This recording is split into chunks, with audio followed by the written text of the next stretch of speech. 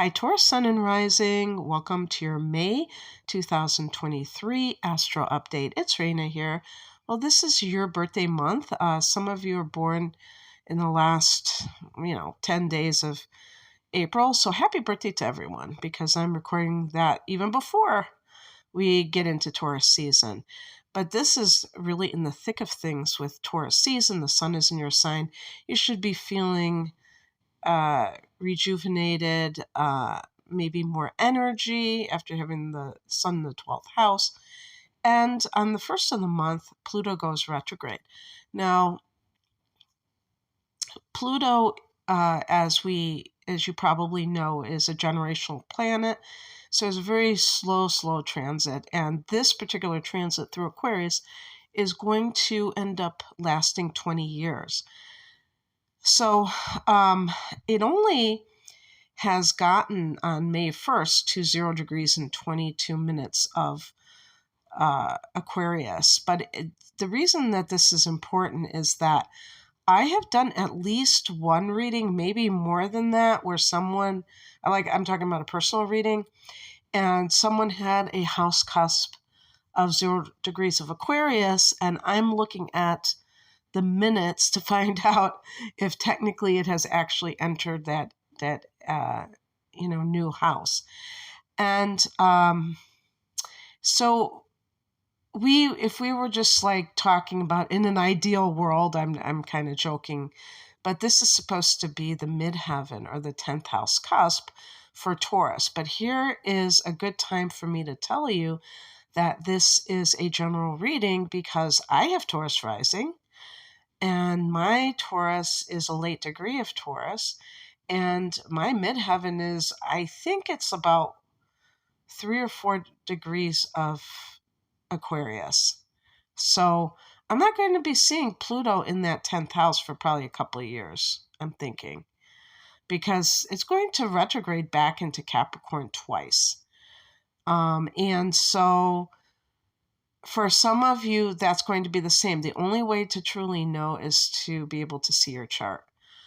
But I'm doing this anyway, just because the other method is just too tricky for me, just the way my mind works. So, but it is going to be going back into Capricorn. So it'll be going back into the 9th house. I almost said Capricorn. A lot of, this is going to be occurring in your 9th house, this transit, for the vast majority of you. So when it goes back, officially into Capricorn, which is happening around June 11th. But even as it turns retrograde, we're looking at it going, about you going within and really doing this excavation in the area, specifically in the 9th house, that has to do with your belief system, your idea of God, what God represents, and what your life represents to you. If you have, even from the 9th house, if you have a midheaven that's very close to 0 degrees of Aquarius, this can also, until June 11th, you can also meditate on that, or kind of think about your career and what it really means to you, what it means to transform not only yourself but others. Because when you do have you have Pluto officially in your 10th house, depending on your individual chart, you will also potentially become a healer, because that's one of the aspects of Pluto as well. I'm not saying everybody's going to, but, in a sense, we all are healers if we choose to be. If we're intentional about how we show up in the world, we are healers. So, but I mean, the type of healer that you have as a career. So all of this is connected because the ninth house has a spiritual connotation. So, but just first you have to look at your life itself, because sometimes, so this 10th house to ninth house, um, retrograde makes a lot of sense with Pluto retrograde, Pluto being the planet, because, Pluto in the 10th house might even be wealth, and it's connected to wealth. So, Taurus, you rule the opposite house as Pluto, the second house. And, Taurus needs to look at things from a non-material level, an immaterial level as well. And I think you'll be doing that. On the 3rd, we have, oh my God, why did I say the 3rd? The 5th, I put it wrong. On the 5th, we have a lunar eclipse at 14 degrees of Scorpio.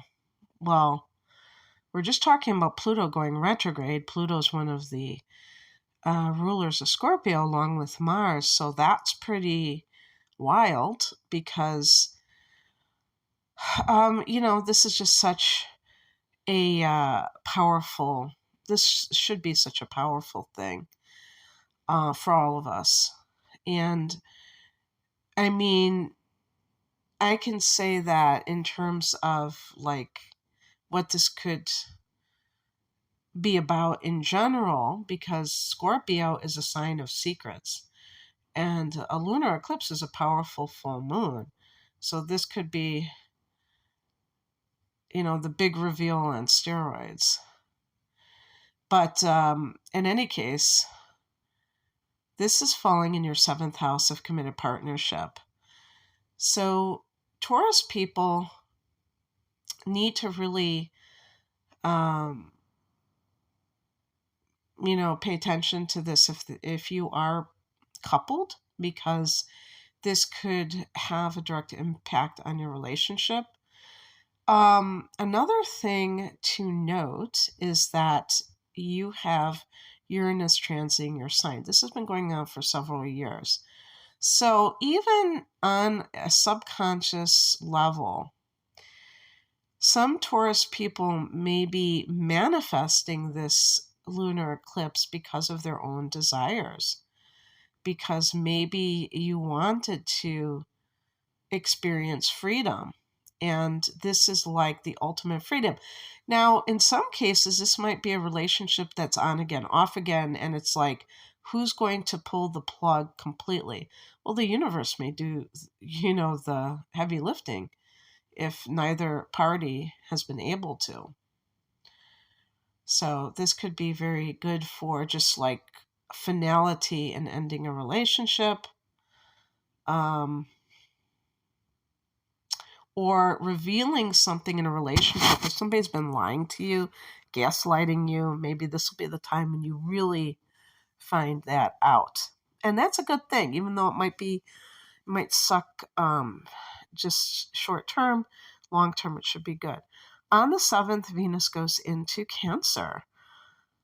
All right, well, this is your 3rd house, and this could mean some kind of maybe online dating, perhaps, harmony with siblings, maybe getting money from siblings.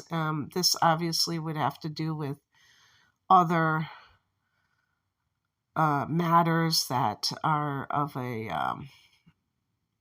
maybe like an inheritance or family money of some sort. Harmony with neighbors. This could be online gain earnings, including social media. On the 14th, Mercury turns direct. Okay, Mercury turns direct in your sign, Taurus. So that's always good. First house, this will allow you, if you've had your birthday before this time, this may be the time when you really start to feel that you're moving forward.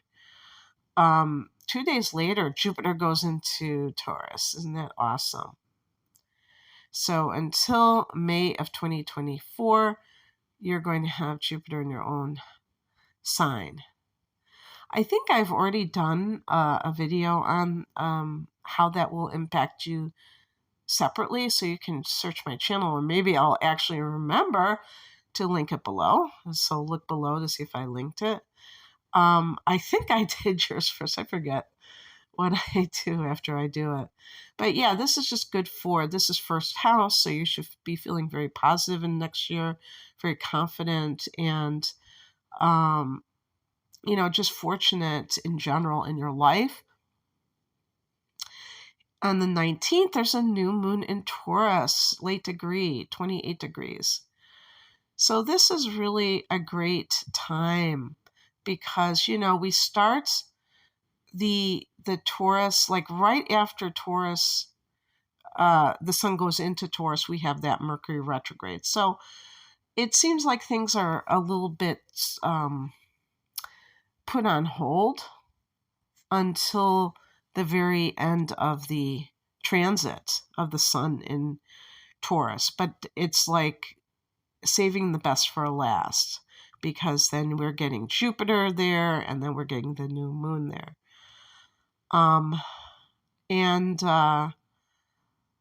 So new beginnings in your life. On the 20th, Mars goes into Leo, fellow fixed sign. This is the 4th house of home and family for you.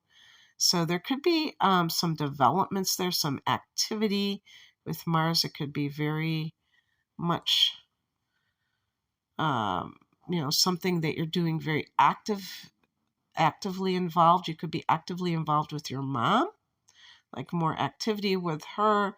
Some people say the 4th house is the father, so we'll just say the family of origin. You have Venus in the 3rd house, so you have Venus in the house that connects with,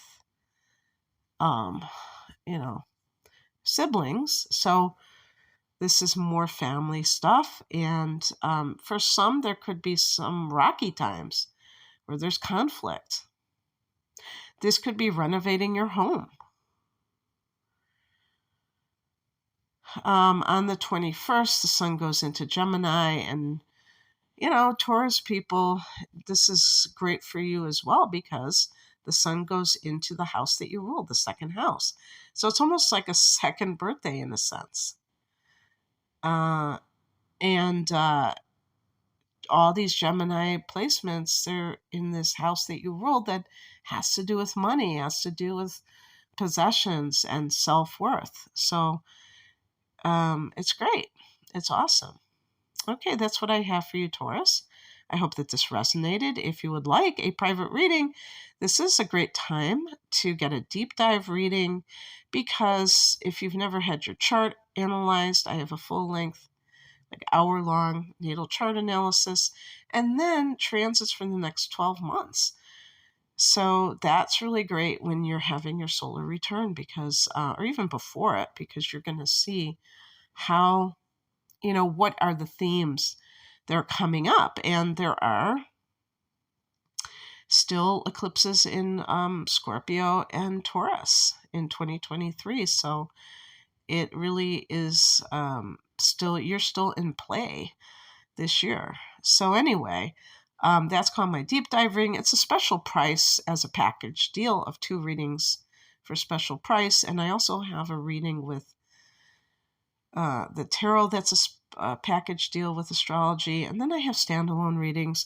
You can find out more information at the link below. I'm at RainaMoonAstrology.com. Thank you for listening. Bye.